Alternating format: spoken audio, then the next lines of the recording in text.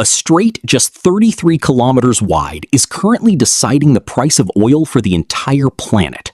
In the last 48 hours alone, U.S. forces have hit at least 5 locations inside Iran across 3 separate waves of strikes, while Iran has fired missiles that struck and disabled 2 oil tankers, killing 1 crew member on the spot. Meanwhile, Brent crude jumped more than 7% in a single day, breaking past $108 a barrel. If gas has felt more expensive lately, if your flights cost more, if even your delivery fees quietly went up, this video might be the reason why. Let's be clear from the start, we are not picking sides today. We're just laying out what's actually happening and talking about what it means for your wallet. So let's walk through what's happened over the past few days. Starting July 13th, the temporary ceasefire that the US and Iran had maintained for about a month fell apart. The US side says the memorandum both countries signed in mid-June was essentially a test, and that Iran failed that test by violating its terms. On Iran's side, the Islamic Revolutionary Guard Corps announced it would close the Strait of Hormuz indefinitely, warning that any vessel attempting to force its way through would be fired upon. From there, both sides moved from words to action. U.S. Central Command completed a 5-hour strike operation early on July 14th, hitting targets across multiple Iranian ports and military facilities, including Bushehr, Chabahar, and Jask, using precision munitions aimed at degrading Iran's ability to threaten commercial shipping.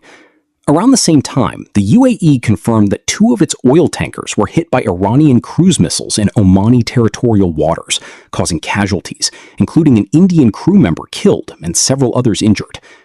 By July 15th, the US launched another round of strikes, the 3rd wave within 24 hours, and Central Command noted this was the first daytime strike in over 3 months.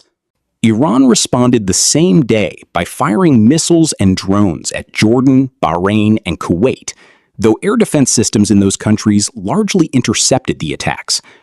President Trump's rhetoric has also escalated day by day. He publicly warned that if Iran doesn't return to the negotiating table, the next wave of U.S. strikes would expand to power plants and bridges, key pieces of civilian infrastructure. He also mentioned a nuclear facility in central Iran as a possible future target. The U.S. Navy has meanwhile amassed more than 20 warships and hundreds of aircraft across the Middle East, a significant military footprint. So what's Iran's reasoning in all this? Officially, Iran says the U.S. promised in the June ceasefire to stop what it called interference with shipping through the Strait of Hormuz, but that the U.S. never actually followed through. So Iran argues it has the right to respond by reimposing restrictions on passing vessels. Iranian Revolutionary Guard officials have gone as far as saying the Strait of Hormuz is worth more than dozens of nuclear bombs, meaning bluntly, this is their most powerful bargaining chip. So here's the thing. At this point, it's genuinely hard to say who's simply right and who's simply wrong. The U.S. frames its actions as a response to attacks on commercial ships and a defense of freedom of navigation in international waters. Iran frames its actions as retaliation for commitments the U.S. never honored and as a defense of its own sovereignty and security. This is a conflict where both sides have a complete narrative that makes sense from where they're standing. As outsiders, the most honest thing we can do is lay out the facts clearly, not hand down a verdict. All right. Now that we've covered what's happening, let's get into today's main question. What does this actually mean for the global economy and for regular people like you and me? Here's a number worth knowing. This narrow strip of water carries roughly 20 million barrels of oil every single day, accounting for about 1/5 of the world's seaborne oil trade. On top of that, roughly 20% of global liquefied natural gas trade also passes through here. Major Gulf oil producers like Saudi Arabia, Iraq, the UAE, and Qatar depend on this one channel for nearly all of their exports. In short, this strait functions as a valve for the entire global energy market, and when that valve tightens even slightly, the whole world feels the pressure. So how exactly does that pressure spread? Step 1, and the most direct effect, is oil prices. Brent crude has already climbed to around $108 a barrel these past 2 days. Some analysts believe that if the conflict continues escalating, prices could realistically push toward $150 a barrel. Some US bank analysts even project that even if this conflict winds down within a few weeks, oil prices for the full year could still hover around $100, a level well above what markets were used to before this all started. Step 2. Higher oil prices bring inflation right back into the picture. Think about it. Oil isn't just about what you pay at the pump. It's woven into logistics, chemicals, manufacturing, and agriculture, basically every link in the chain. When shipping costs and raw material costs rise, those increases eventually work their way down to the price tags on your grocery shelves. Some institutions have already revised U.S. inflation expectations upward this year, from 2.8% to 3.6%, while simultaneously cutting growth forecasts by half a percentage point.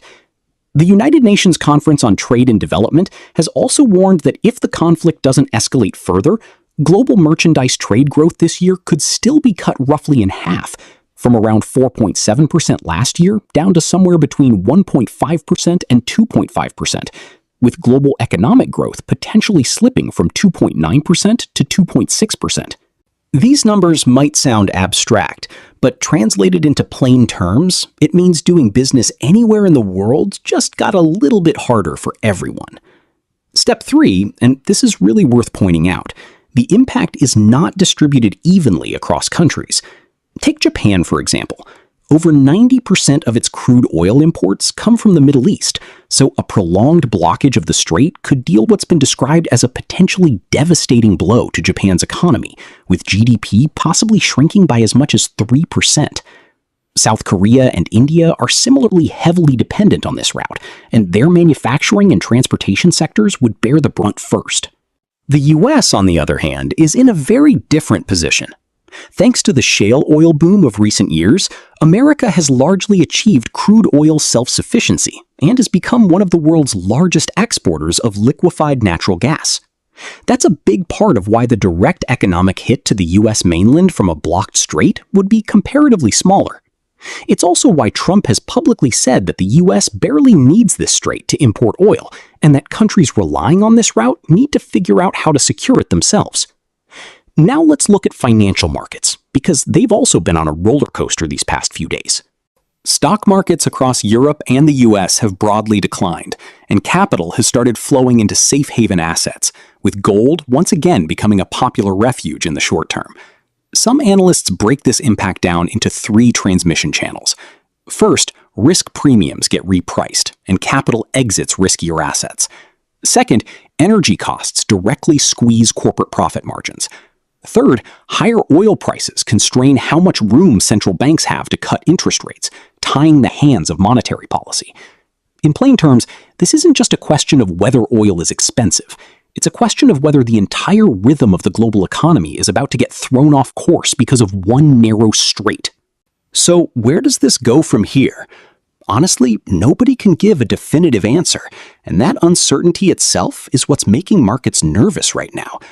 Historically, the Strait of Hormuz has never actually been completely and permanently sealed off, largely because Iran's own oil exports also depend on this same channel.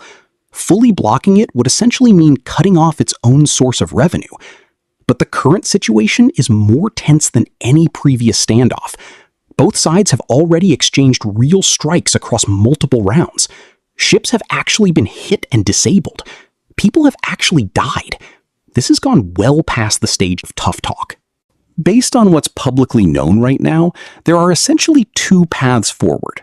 One path is that both sides, under mounting pressure, return to the negotiating table, much like they did back in mid-June, and hammer out some kind of temporary de-escalation arrangement.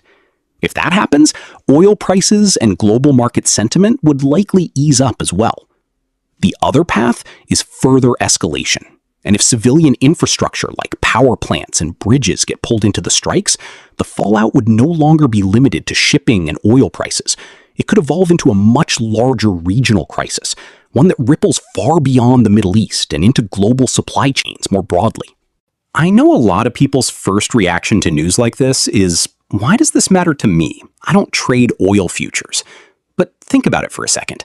Every tank of gas you fill up, every shipping fee tacked onto your online order, even the plastic in the phone you're holding right now, all of it is connected, in one way or another, to a strait thousands of miles away. That's the reality of a globalized world. Tension in one region can quietly turn into a few extra dollars slipping out of your wallet without you even noticing. This video isn't here to tell you who to support or who to oppose. A geopolitical standoff this complex isn't something anyone can settle in a short video. What I really want you to take away is this. The global economy is far more fragile and far more tightly interconnected than most of us tend to assume. One strait, one conflict, and the ripple effects reach the entire system. If this video helped you make sense of what's going on, hit follow, and I'll keep tracking this story as it develops. Do you think this de-escalates or gets worse from here? Drop your take in the comments. See you in the next one.